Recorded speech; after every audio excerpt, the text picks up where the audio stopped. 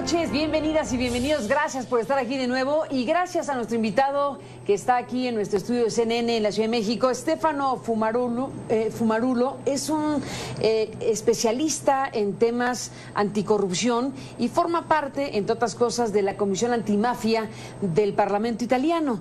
Está en México en estas horas porque fue invitado para participar en un encuentro que se ha titulado Responsabilidad Pública y Rendición de Cuentas, una exigencia democrática. Es un seminario internacional que se ha organizado en nuestro país en estos días y bueno, toca puntos centrales, invitado entre otros por la Red por la Rendición de Cuentas en México, que toca asuntos de primera importancia para un país como México, que bueno, pues estamos en este debate sobre cómo realmente encontrar un camino anticorrupción, un camino por la transparencia y todo lo demás. Stefano, bienvenido, gracias por estar aquí nuevamente en este programa. Muchas gracias, Carmen. Bueno, pues di a grandes rasgos precisamente el motivo de tu visita, de ser partícipe de este seminario internacional para, han dicho, discutir, escuchar a otros, experiencias internacionales para definir políticas públicas en México. A ver, ¿con qué te encontraste en México una vez que te invitan a eso? Sí, pues la invitación yo la acepté porque, bueno, Italia tiene una larga experiencia tanto en temas de mafia así como en temas de corrupción. Sí. De camino a México en el avión leí algunos artículos académicos donde se describía la corrupción en la antigua Roma. Y me llamó la atención una ley aprobada por Cicerón que prohibía los juegos de gladiadores ofrecidos por los candidatos a las elecciones políticas 2 años antes de las elecciones. ¿Ah, qué tal? Interesantísimo. Y pensé a lo que pasa en las elecciones en Italia o en México o en algunos otros lugares del mundo donde los juegos, los banquetes, las fiestas pues forman parte de la campaña electoral y desafortunadamente consisten en la compraventa de votos. Y entonces Cicerón, con mucha visión de ese tipo, dijo hay que quitar ese mal incentivo para no afectar las campañas. Exactamente. Y usar la lucha de gladiadores para efectos electorales. Exactamente. Imagínate cuántas cosas podríamos imaginar en el mundo de hoy. Absolutamente, es muy actual, muy actual. Y bueno, y acepté la invitación de la Red por la Rendición de Cuentas porque creo que es importante, es fundamental intercambiar experiencias. Y aún más importante, en mi opinión, es que luego el intercambio de experiencias llegue a algún punto concreto. Claro. Y porque si viajar es bonito. Sí, no es catártico y no pasó nada. Pero me gustaría que mi aportación tuviera algunos resultados, por lo menos de curiosidad de cómo hemos avanzado en Italia en estos últimos años en una experiencia de anticorrupción que ha tenido muchas fallas. Pero, por ejemplo, ¿qué tipo de cosas planteaste que te gustaría ver retomadas? Yo creo que la cosa más relevante que hemos vivido en Italia en los últimos 3 años, en los últimos 2 años y medio, ha sido la creación, por fin, de una autoridad nacional anticorrupción independiente, que ha creado un sistema que obliga... Realmente independiente. Realmente independiente. ¿Y cómo lo lograron? A través de varias presiones de la sociedad civil, presiones debidas a que Italia firmó y ratificó convenciones internacionales que no solamente se necesita firmar y ratificar, sino también implementar. Y a través de una atento análisis de los medios de comunicación y que empezaron a subrayar todos los casos de corrupción que no tenían resultados, no tenían consecuencias. Y el actual primer ministro decidió por fin nombrar el presidente de esta autoridad, que es un fiscal, Raffaele Cantone, es una persona muy independiente, y la autoridad está trabajando muy bien, con efectos a todos los niveles del Estado. tanto al nivel central, así como en los niveles más bajos, donde ahora todas las administraciones tienen la obligación de elaborar un plan trienal contra la corrupción, que tiene estándares estrictos, que tiene manera de controles, o sea, de controlar lo que se hace, y además la Autoridad Nacional Anticorrupción implementa también la parte de transparencia. Como dije hoy, la falta de transparencia es evidentemente una de las causas del desarrollo de la corrupción. Pero la existencia de un sistema de transparencia no implica que no haya corrupción. Para que no haya corrupción sí se necesitan implementar las medidas, y para implementar las medidas se necesita independencia, se necesita que quien controla no tenga ningún tipo de relación con la persona o el cargo o la figura institucional que debe ser controlada, y esto es algo que hemos logrado en Italia después de décadas sufriendo. Es muy interesante este punto porque es justo en México hay una polémica respecto a ese punto central. Recientemente fue nombrado el secretario de la Función Pública, Virgilio Andrade, a quien se le encomendó por parte del presidente de la República hacer una investigación sobre el presidente de la República y un contratista y una propiedad que es la famosa Casa Blanca.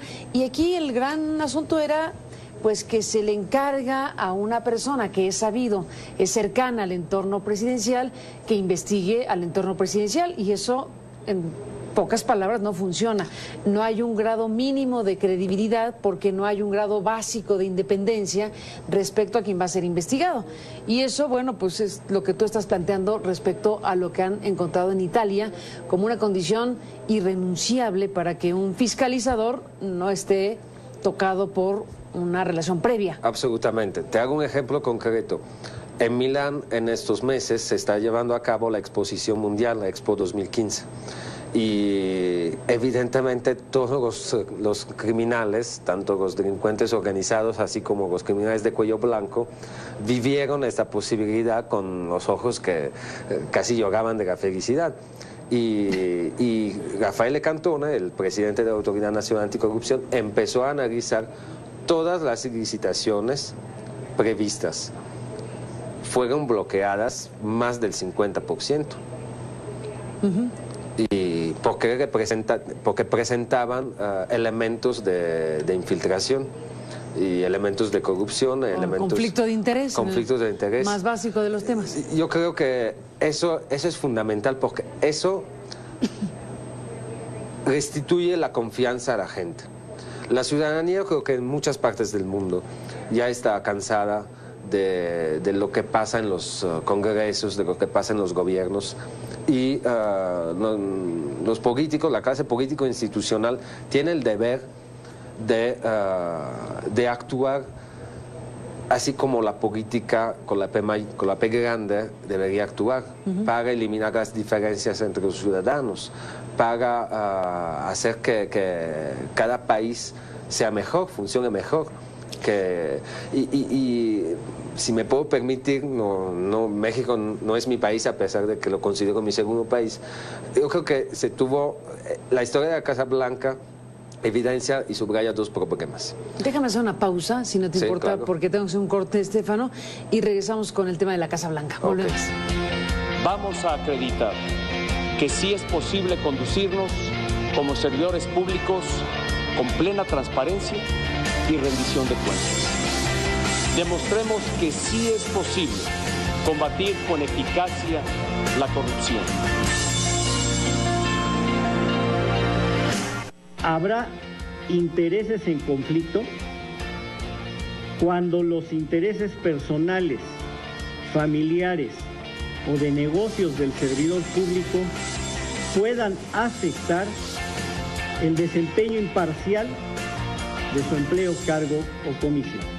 También se determinó que no existe conflicto de interés, ya que ni el licenciado Enrique Peña Nieto ni el doctor Luis Videgaray Caso incurrieron en alguna acción parcial relacionada con las atribuciones legales que les corresponden, ni participaron de forma alguna en los contratos celebrados con el gobierno federal y que ya se han referido.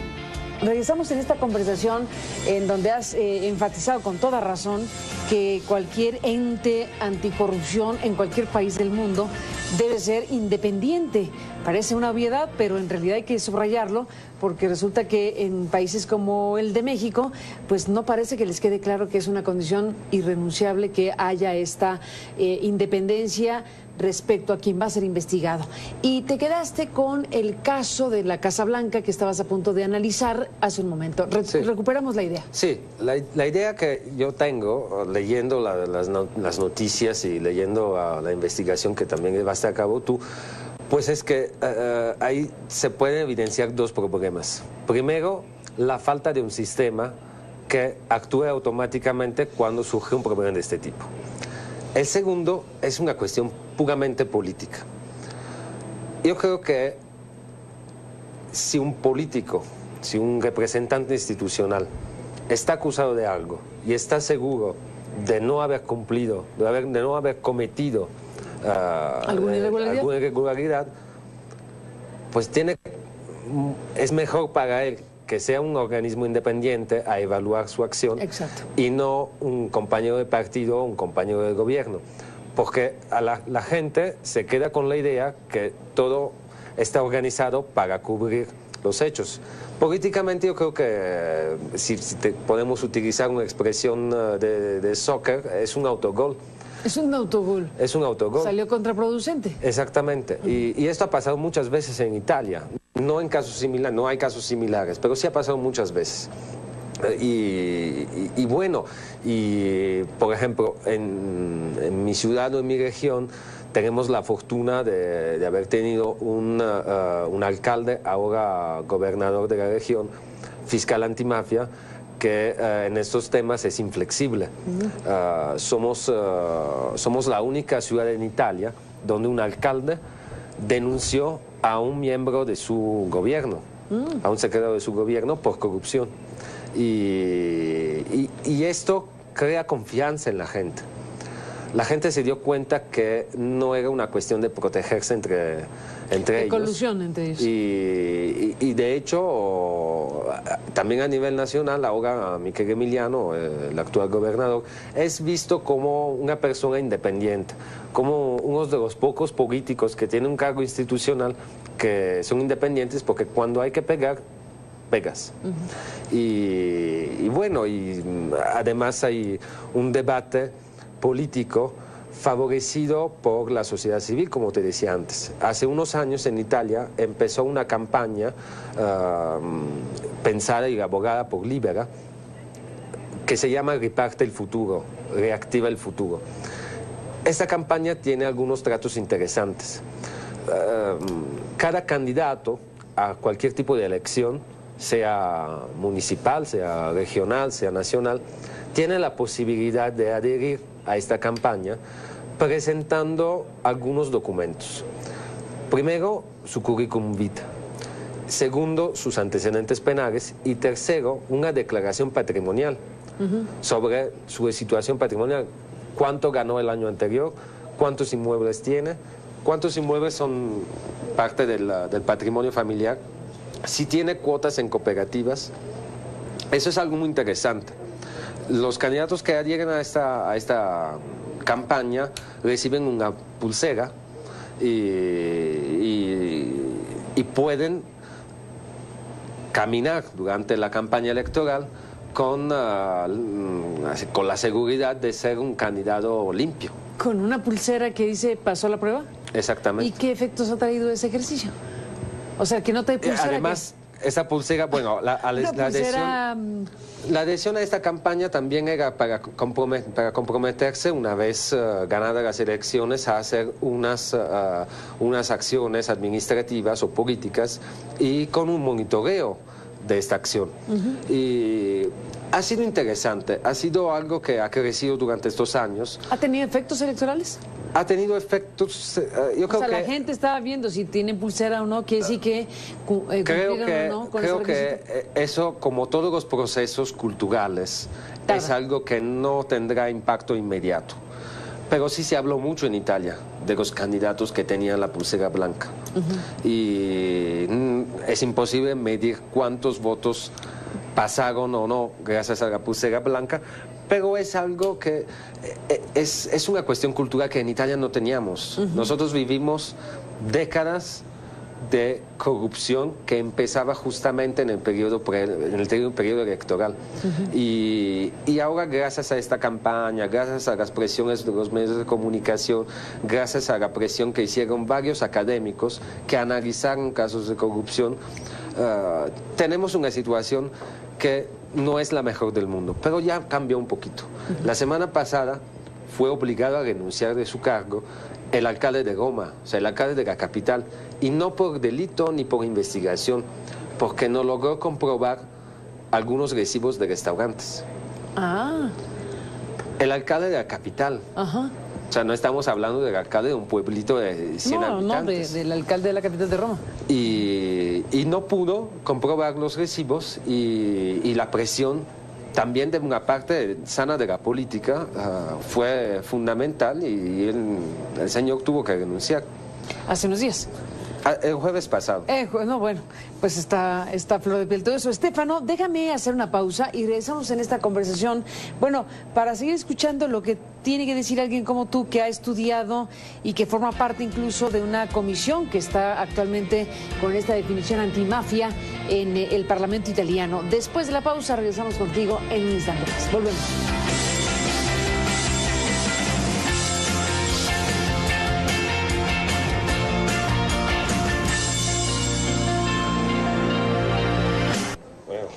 Bueno, entramos en la parte final conversando con Estéfano Fumarulo, esta conversación sobre la antimafia, anticorrupción. Volvemos con él en un instante.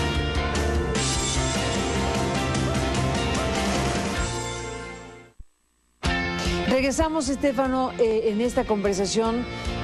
Bueno, tú dices como un tema central debe ser una instancia independiente quien haga estas tareas de Contraloría, etcétera. ¿Qué otras cosas en específico? Bueno, a ver, antes de preguntarte qué otras cosas en específico, ¿cómo se logra que una instancia sea realmente independiente? ¿Qué tipo de mecanismo legal, administrativo, de nombramiento y de selección de personajes que son clave para combatir la corrupción están estrenando en Italia y que nos quieres compartir? Creo que el nombramiento de Raffaele Cantone fue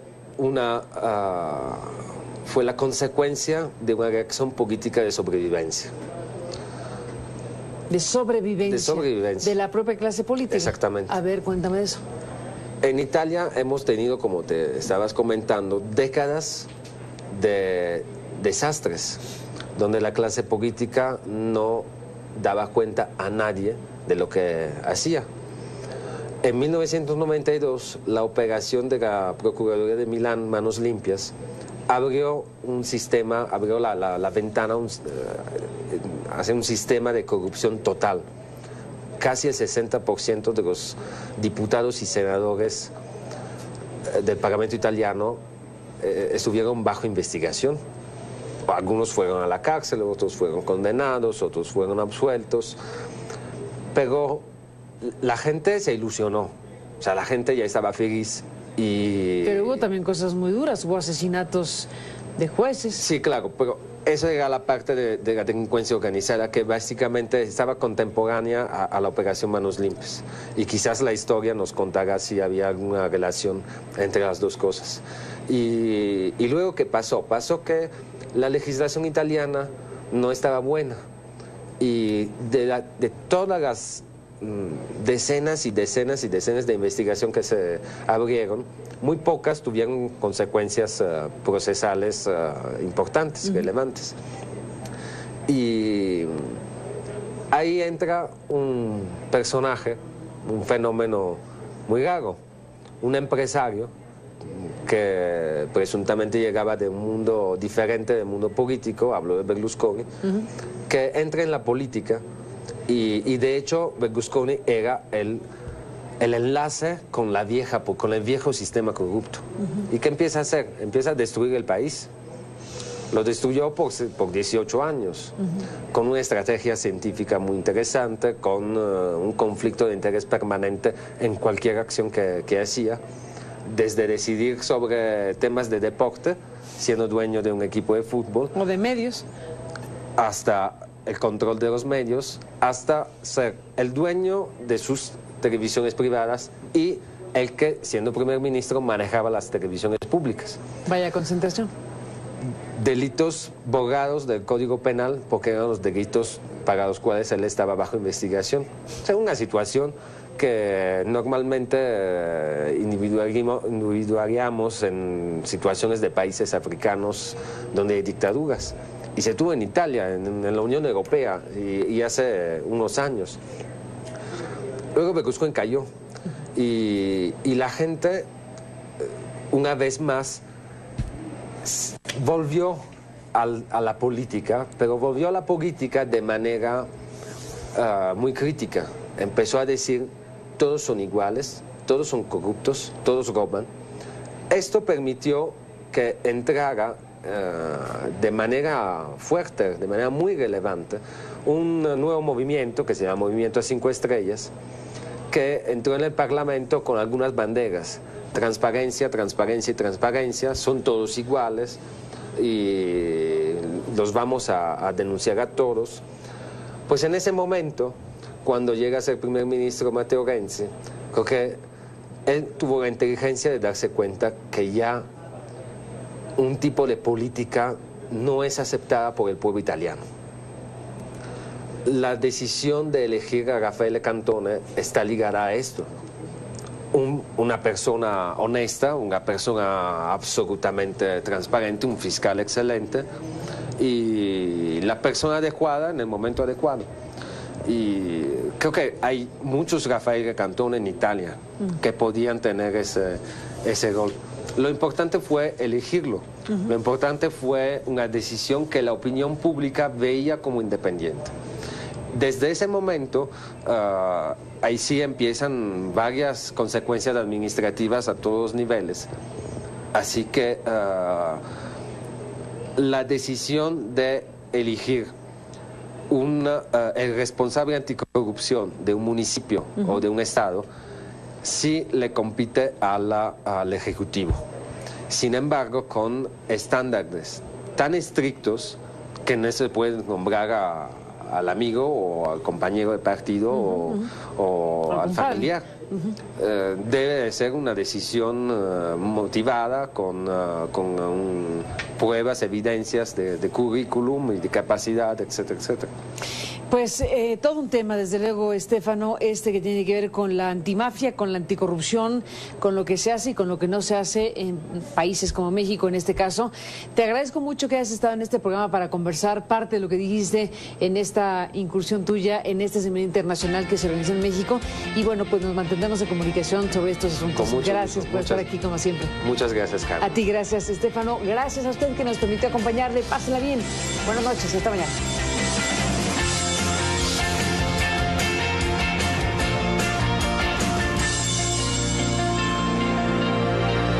De primera importancia para un país como México, que bueno, pues estamos en este debate sobre cómo realmente encontrar un camino anticorrupción, un camino por la transparencia y todo lo demás. Stefano, bienvenido, gracias por estar aquí nuevamente en este programa. Muchas gracias, Carmen. Bueno, pues di a grandes rasgos precisamente el motivo de tu visita, de ser partícipe de este seminario internacional para, han dicho, discutir, escuchar a otros, experiencias internacionales.